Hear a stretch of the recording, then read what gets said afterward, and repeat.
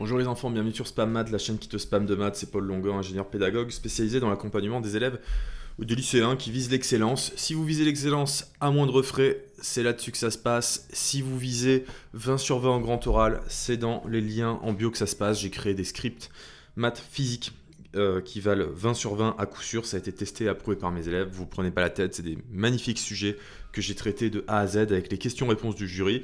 Voilà, alors aujourd'hui, petit exercice sur raisonnement par récurrence, assez sympa. J'ai trouvé sur le fichier Louis Legrand là, pour préparer aux classes supérieures, mais c'est clairement niveau terminal, c'est à vrai dire assez simple. Donc vous voyez qu'on a U0 qui vaut 1, U1 qui vaut 2, et on a une formule de récurrence qui nous est fournie ici, et on vous demande de deviner la formule. Pardon.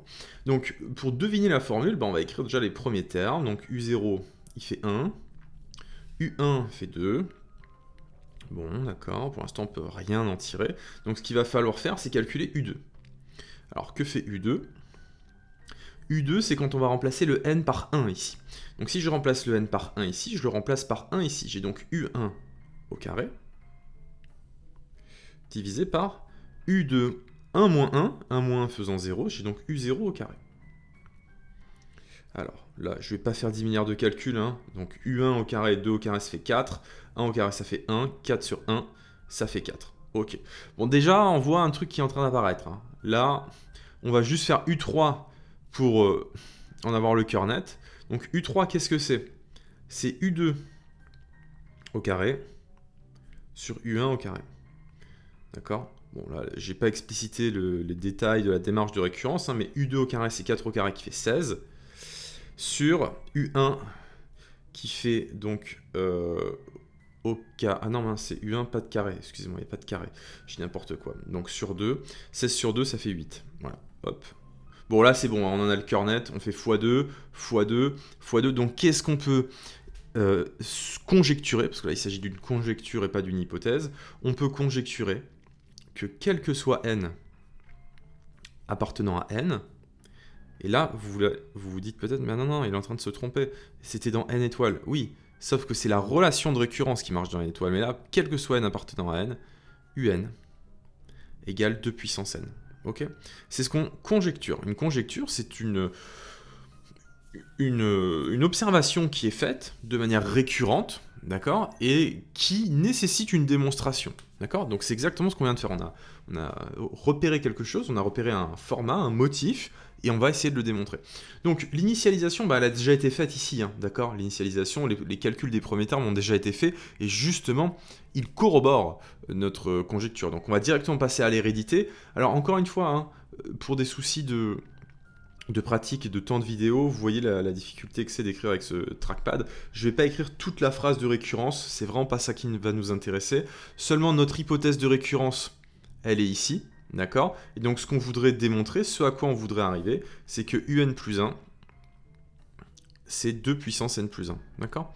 C'est 2 puissance n plus 1. Donc ça, c'est notre hypothèse de récurrence. On suppose que c'est vrai jusqu'à un rang n quelconque. D'accord ? C'est une récurrence faible, hein, qu'on va faire ici, c'est pas une récurrence forte. Donc on suppose que c'est vrai jusqu'à un rang n quelconque. Donc ce qu'on va écrire, c'est que U de n plus 1, alors généralement on met des cas, mais bon, j'ai pas envie de m'embêter, ça sert vraiment à rien, c'est vraiment juste de la cosmétique. Ça n'impressionne personne, hein, que vous mettiez un K, un N, un I, ça n'a aucune espèce d'importance. Alors, c'est UN au carré, sauf que UN, on a dit que c'était 2 puissance n, donc j'ai en fait du 2 puissance n au carré. D'accord ? Et U puissance n-1, mais vu qu'on est vrai jusqu'au rang n, a fortiori on est vrai aussi au rang n-1, donc c'est 2 puissance n-1, la valeur de U de n-1 par hypothèse de récurrence. Bon, d'accord, alors on va voir un petit peu ce que ça nous donne ce truc-là.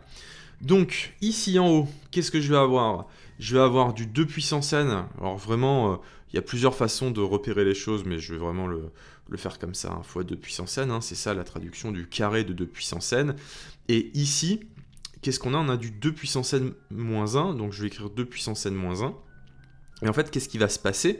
C'est que ici, regardez ce qu'on va faire. Je vais écrire que c'est 2 fois 2 puissance n moins 1. D'accord ? Par les règles sur les puissances, je peux le faire. Qu'est-ce que ça me permet de faire ? Je vais faire semblant d'attacher une certaine espèce d'importance à l'esthétique. Je vais barrer en rouge. Je vais pouvoir simplifier ça. Et donc, qu'est-ce qui va me rester au final? 2 fois 2 puissance n, ça fait 2 puissance n plus 1. Et donc là, on vient bien de démontrer notre conjecture. Notre conjecture était donc vraie. Une suite qui a pour premier terme 1, 2 et qui a pour écriture récurrente celle-ci, c'est une écriture explicite qui vaut 2 puissance n. Voilà, c'était pour rigoler, on s'est bien marré. Petite vidéo sympa, là on est sur une vidéo de 5 minutes, j'espère que ça vous a plu, j'espère que ça vous a dérouillé sur le raisonnement par récurrence. Alors évidemment, on n'est pas dans des standards académiques, hein. Il y a des choses à dire, vous savez, une récurrence, c'est une initialisation, une hérédité, une conclusion. Mon approche n'est pas celle-là. Mon approche est de montrer vraiment la substance mathématique et ne pas m'embêter, pour parler poliment, avec le substrat académique. C'était Paul de Math Fastoche pour Spam Math. Je vous dis à la prochaine.